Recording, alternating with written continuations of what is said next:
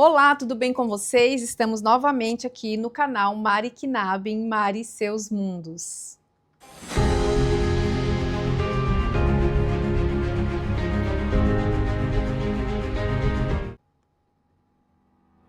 Vamos dar continuidade à leitura do livro Quebrando o Hábito de Ser Você Mesmo, do Dr. Joe Dispenza. Hoje nós iniciaremos a parte 2 do livro, Seu Cérebro e a Meditação. Capítulo 6. 3 cérebros, pensar, fazer e ser. De modo geral, é apropriado comparar o cérebro de uma pessoa a um computador, e é verdade que seu cérebro já possui todo o hardware e o software de que necessitará para mudar o seu eu e sua vida. Mas você sabe qual é a melhor maneira de usar esse hardware para instalar novos softwares? Imagine 2 computadores com hardware e softwares idênticos, um nas mãos de um técnico novato e o outro utilizado por um operador de computadores experiente. O iniciante tem pouco conhecimento sobre os tipos de coisa que um computador pode fazer, que dirá como fazê-las. Colocado de forma simples, a intenção por trás da parte 2 é fornecer informações pertinentes sobre o cérebro, de modo que quando você, na condição de operador, começa a utilizar o processo meditativo para mudar sua vida. Saiba o que é preciso acontecer em seu cérebro e em suas meditações e por quê. Mudança acarreta novos modos de pensar, fazer e ser. Se você dirigir um carro, provavelmente já experimentou o exemplo mais elementar do pensar, fazer e ser. De início, você tinha de pensar em cada ação que executava e em todas as regras de trânsito. Mais adiante, você ficou relativamente proficiente na direção, contanto que prestasse atenção consciente no que estava fazendo. Por fim, virou um motorista. Sua mente consciente foi para o banco do passageiro. E desde então, sua mente subconsciente provavelmente ocupa o assento do motorista na maior parte do tempo. Dirigir se tornou automático e uma segunda natureza. Muito do que você aprende é mediante essa progressão de pensar, fazer e ser. E as 3 áreas do cérebro facilitam esse modo de aprendizado.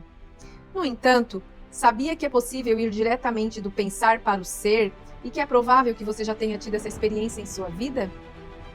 Com a meditação do cerne deste livro, este capítulo fornecerá um prelúdio. Você pode ir do pensar na pessoa ideal que quer se tornar diretamente para ser essa nova pessoa. Essa é a chave da criação quântica. A mudança começa toda com o pensar. Podemos formar imediatamente novas conexões e circuitos neurológicos que refletem nossos novos pensamentos. E nada deixa o cérebro mais estimulado do que aprender, assimilar conhecimento e experiências. Esses são os afrodisíacos do cérebro. Ele afaga cada sinal que recebe dos 5 sentidos. A cada segundo, processa bilhões de bytes de dados, analisa, examina, identifica, extrapola, classifica e armazena informações que consegue recuperar para nós quando necessário. O cérebro humano é verdadeiramente o supercomputador definitivo deste planeta. Como há de recordar, a base para o entendimento de como você pode efetivamente mudar sua mente é o conceito de hardwiring, como os neurônios se envolvem em relacionamentos habituais de longo prazo. Já comentei sobre o aprendizado Hebbiano, que decreta: células nervosas que disparam juntas permanecem conectadas. Os neurocientistas acreditavam que após a infância a estrutura cerebral era relativamente imutável. No entanto, novas descobertas revelam que vários aspectos do cérebro e do sistema nervoso podem mudar estrutural e funcionalmente, incluindo o aprendizado, a memória e a recuperação de uma lesão cerebral ao longo da idade adulta. Mas o oposto também é verdadeiro. Células nervosas que não mais disparam juntas, não mais se conectam. Se você não usa, você perde. Você pode até enfocar o pensamento consciente para desconectar ou desligar conexões indesejadas. Assim, é possível soltar-se de alguns trecos a que você esteve preso e que influenciam seu modo de pensar, agir e sentir. O cérebro reconectado não vai mais disparar de acordo com a circuitaria do passado. A dádiva da neuroplasticidade, a capacidade do cérebro de se reconectar e criar novos circuitos em qualquer idade como resultado do input do ambiente e de nossas intenções conscientes, é que podemos gerar um novo nível mental. Há uma espécie de fora o antigo que venha um novo. Neurológico, processo que os neurocientistas denominam de aparar e brotar. É o que chamamos de desaprender e aprender, que cria a oportunidade para ascendermos acima de nossas atuais limitações e sermos maiores do que o condicionamento ou circunstâncias. Ao criar um novo hábito de sermos nós mesmos, estamos essencialmente assumindo o controle consciente do que se tornou um processo inconsciente de ser. Em vez de a mente trabalhar rumo a um objetivo, não serei uma pessoa furiosa e o corpo rumo a outro, vamos continuar furiosos e permanecer banhados nas substâncias químicas familiares. Queremos unificar a intenção da mente com as respostas do corpo. Para fazer isso, devemos criar um novo modelo de pensar, fazer e ser. Dado que para mudar nossas vidas temos primeiro que mudar nossos pensamentos e sentimentos, depois fazer alguma coisa, mudar nossas ações ou comportamentos, para ter uma nova experiência que por sua vez produz um novo sentimento, e então memorizar o sentimento até migrarmos para um novo estado de ser, onde mente e corpo são unos, pelo menos temos algumas coisas que nos ajudam. Além de o cérebro ser neuroplástico, poderíamos dizer que temos mais de um cérebro que trabalhar. Na verdade, temos 3 cérebros. Para os nossos propósitos, este capítulo limitará o foco às funções dos 3 cérebros, relacionadas especificamente a quebrarmos o hábito de sermos nós mesmos. Como uma nota pessoal, constato que estudar o que o cérebro e os outros componentes do sistema nervoso fazem por nós é uma exploração interminavelmente fascinante. Meu primeiro livro, Involve Your Brain, cobriu esse tópico com mais detalhes do que o necessário a nossos propósitos aqui.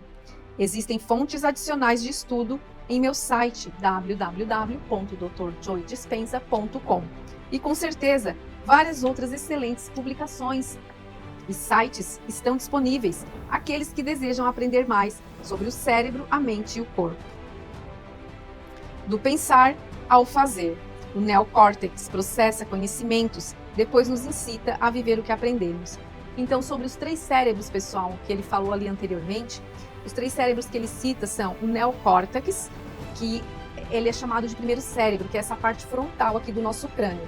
Nós temos então o cérebro límbico, que é o mesencéfalo, que é o segundo cérebro, que ele está num lugar aqui dentro do nosso crânio. Eu vou mostrar aqui o desenho para vocês. Então ele fica protegido numa área aqui da região do nosso cérebro. E o cerebelo, que é o terceiro cérebro. Ok? Então, e o cerebelo, que é o terceiro cérebro, que fica aqui nessa parte de trás aqui da cabeça. Seria essa aqui a diagramação do que então nós estamos falando de ser os 3 cérebros, ok? Então, essa parte frontal é o neocórtex, essa parte aqui, no meio aqui é o mesencéfalo, que é o segundo cérebro, que é o cérebro límbico, e aqui atrás, então, o cerebelo.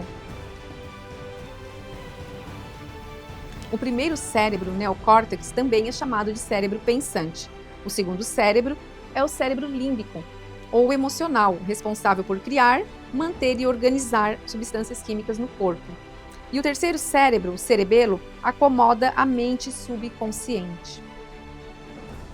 Nosso cérebro pensante é o neocórtex, a cobertura exterior do cérebro semelhante a uma noz, hardware neurológico mais avançado e recente da humanidade.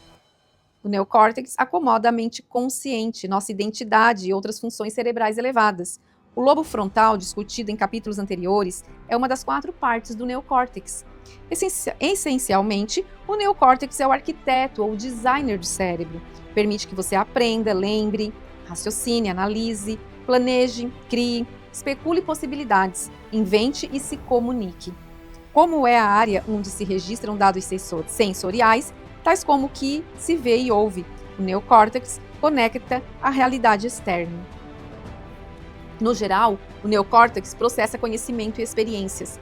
Primeiro você coleta conhecimento na forma de fatos ou informações semânticas, conceitos ou ideias filosóficos ou teóricos que você aprende intelectualmente, incitando o neocórtex a adicionar novas conexões e circuitos sinápticos. Segundo, quando decide personalizar ou aplicar o conhecimento que adquiriu, demonstrar o que aprendeu, você invariavelmente cria uma nova experiência. Isso provoca a formação de padrões de neurônios chamados de redes neurais no neocórtex. Essas redes reforçam os circuitos de que você aprendeu intelectualmente. Se o neocórtex tivesse um lema, poderia ser: o conhecimento é para a mente. Colocado de maneira simples, o conhecimento é o precursor da experiência. Seu neocórtex é responsável por processar ideias que você ainda não experimentou, que existem como um potencial para você adotar em algum momento futuro. À medida que cogita novos pensamentos, você começa a pensar em modificar seu comportamento, de modo que possa fazer algo diferente quando a oportunidade chegar, para obter um novo resultado. Quando você altera suas ações rotineiras e comportamentos típicos, algo diferente do normal deve acontecer, o que produzirá um novo evento para você experimentar. De novos eventos a novas emoções. O cérebro límbico produz substâncias para ajudar a lembrar das experiências. O cérebro límbico, também conhecido por cérebro mamífero, localizado sob o neocórtex, é a área mais desenvolvida e especializada do cérebro em mamíferos não humanos, golfinhos e primatas superiores. Pense no cérebro límbico como cérebro químico ou cérebro emocional. Quando você está no meio da nova experiência e seus sentidos enviam um fluxo rápido de informações correspondentes do mundo externo para o neocórtex, as redes neurais do neocórtex organizam-se para refletir o evento. Com isso, a experiência enriquece o cérebro ainda mais do que o novo conhecimento. No momento em que essas redes de neurônios disparam com um padrão específico da nova experiência, o cérebro emocional produz e libera substâncias químicas na forma de peptídeos. Esse coquetel químico tem uma assinatura específica que reflete as emoções que você está tendo no momento. Como você sabe, emoções são o produto final das experiências. Uma nova experiência cria uma nova emoção, que sinaliza novos genes de novas formas. Com isso, as emoções sinalizam o corpo a registrar o evento quimicamente e você começa a incorporar o que está aprendendo. No processo, o cérebro límbico ajuda na formação de memórias de longo prazo. Você consegue lembrar melhor de qualquer experiência porque consegue recordar como se sentiu emocionalmente enquanto o evento estava ocorrendo. O neocórtex e o cérebro límbico juntos nos permitem formar memórias declarativas, significando que podemos declarar o que aprendemos ou experimentamos. Você pode ver então como somos marcados emocionalmente por experiências extremamente carregadas. Todas as pessoas casadas conseguem contar onde estavam e o que faziam quando foram pedidas em casamento. Talvez estivessem saboreando uma ótima refeição na área ao ar livre de seu restaurante favorito, sentindo a brisa refrescante de um entardecer de verão e desfrutando o pôr do sol embaladas pelo som de cordas de uma peça de Mozart tocando suavemente ao fundo, quando o acompanhante do jantar ajoelhou-se e ofereceu a caixinha preta. A combinação de tudo que estavam experimentando naquele momento fez com que se sentissem muito diferentes do eu normal. O equilíbrio químico interno típico que a identidade do eu dessas pessoas havia memorizado foi a nocaute com o que viram, ouviram e sentiram. De certa forma, elas despertaram dos estímulos ambientais rotineiros, familiares, que normalmente bombardeiam o cérebro e nos levam a pensar e sentir de modo previsíveis. Novos eventos nos surpreendem a ponto de ficarmos mais atentos ao momento presente. Se o cérebro límbico tivesse um lema, poderia ser: a experiência é para o corpo. Se o conhecimento é para a mente, a experiência é para o corpo, quando você aplica o conhecimento e cria uma nova experiência, ensina ao corpo o que a mente aprendeu intelectualmente.